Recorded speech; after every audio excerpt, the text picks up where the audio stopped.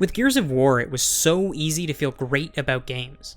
When the original debuted in 2006, the industry was awash with positivity. 1 year earlier, games like Psychonauts, Resident Evil 4, and Shadow of the Colossus had, at least in enthusiast circles, given rise to this idea that games had hit a stride, that authorship in the industry was expanding.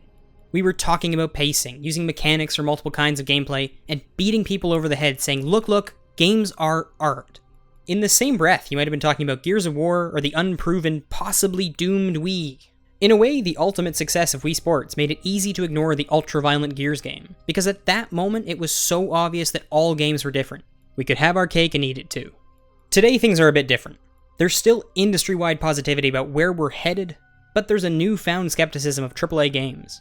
In the last decade, the slow erasure of directorial influence from big-budget games has made it difficult to rally around them. That moment, when you realize that Mass Effect 3 and Dead Space 3, two series which had next to nothing in common at the start, had become unsettlingly familiar by the end of their trilogies was discouraging. Similarly, seeing Halo 4, Assassin's Creed, and Mass Effect 3 showing such similar tropes was maddening. How many open-world games in the past 12 to 18 months have released with the exact same structure? Somewhere along the line, good design became the only design. I bring all of this up because I think Gears of War, the series, through its identity as a bro shooter and the nature of Judgment's release so soon after Gears of War 3, has given the game a bad rap. The original Gears of War, both as a historical moment and an individual game, is completely worthwhile. For me, and many others, Gears of War was the moment when the word polish changed from being about relative playability and bug fixes to being about the small flourishes that pull a game together. That secret sauce that Nintendo games always had and other companies never seem to focus on. Sometimes that just means unique character animations, and other times it means a one-off moment in play that makes a game feel like magic. Really, what I'm talking about here is a game's commitment to its underlying aesthetic. Gears of War is a pretty hilarious, awesome, giggly comic book. The whole bro shooter identity is real, but its self-seriousness is so often ironic that it rolls back into being damn cool. The anti-hero, Marcus Phoenix, and his ragtag gang of beefcakes have so many one-liners that could fit in with Radioactive Man. And it works because the game is committed to it. When Marcus climbs a ladder, he doesn't shimmy up it, he drags himself 5 rungs at a time, one-handed, because his other hand is still carrying his enormous gun.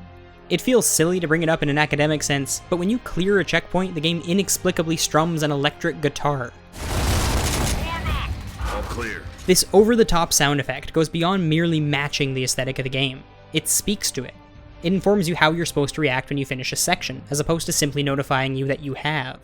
It's goofy, but that's the point. The game's giving you a high five for exploding that last dude's head. And the game contrasts all of this absurdism with its CNN-style shaky cam. Sprinting in Gears of War echoes the handheld camera style that we associate with war on a screen. The camera drops down to your knees, so you can't properly make out what's in front of you as you start barreling forwards trying to find a safe spot to stop. Gears of War uses its running to commit to its visual style, making sure players appreciate that despite the game's humor, it takes place in a war zone. And the frantic camera work also emphasizes your safety. The handheld camera look only shows up during cutscenes and while you're sprinting, moments where you aren't really in control. And these are the moments where you should be nervous about death. Narratively, characters only die in Gears of War through cutscenes, and as a player you're more liable to game over when you exit cover. This is a clever way to combat ludonarrative dissonance before the term had even been coined. Back to history for a little bit. Gears of War still holds up impeccably well. There are a lot of parts of the game that were groundbreaking in 2006 and are par for the course in 2015. Remember, even though the 360 came out a year before Gears was released, a lot of people bought their first 7th generation console alongside it. For a lot of players, this was their first time seeing things like HD visuals and an online co-op campaign. But there's still a bit more to those features than we tend to think about today. In Gears of War, when you switch weapons, your character puts one on his back and pulls the other one off. Moreover, when you're playing online against someone, you can see them pull out a grenade or switch to a shotgun. This was a profound idea at the time. Gears of War marked the moment when it became clear we could replace the word graphics with visuals. Here was this high-definition game that looked so good you could find a way to tell whatever kind of story you wanted without needing to worry about polygons. Of course, Gears was still lauded for its graphics, but it was about so much more than that. It was about animations and attention to detail more than how any one single object was rendered. Suddenly, it was about the sum of a game's parts, less than a single character model. In the second chapter of Gears of War, we're introduced to the man-eating light-averse Krill. Marcus and Dom are forced to split up so that one person can shine a spotlight on the other while he makes his way across to a generator that can light up the city block. This was far from the first time we'd seen a scene like this one, and far from the last, but contextually this scene was a crucial illustration of legitimate online co-op play. Two players seeing different things working together through a scenario. Again, simply another example of a popular AAA game using a variety of design work in tandem to create something that stood out. It felt cutting edge. Partially, this is why Gears of War 2 was so disappointing compared to the first and third game. The second game is filled with plenty of meaningful additions to the series, and gaming as a whole, like Horde mode, for example. But whereas the first Gears game felt like a trailblazer, the second one often seemed like a follower. Gears of War 2 is a product of a world post-Bioshock. The second game has a lot more scripted, linear moments than the original.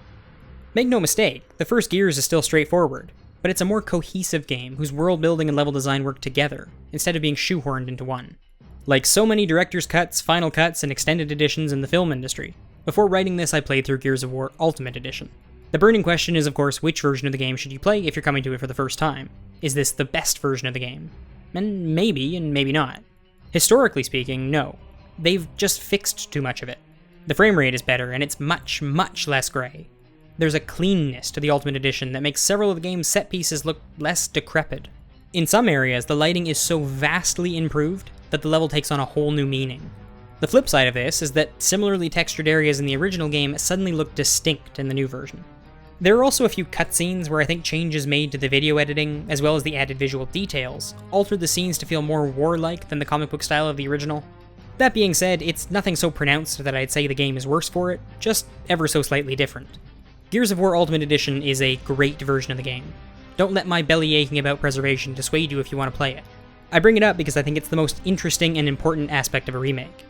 I wouldn't tell you to avoid the Ultimate Edition by any means. In fact, if you're strictly curious about what Gears is, not what it was culturally, then this is the way to go. It plays great, and Gears of War has aged extremely well. You made it this far, why not stick around and check out something else on Castle Couch? We have this great essay on Zelda the Minish Cap and this other one on Grim Fandango. Thank you all so much for listening, and keep talking about games, they're the best.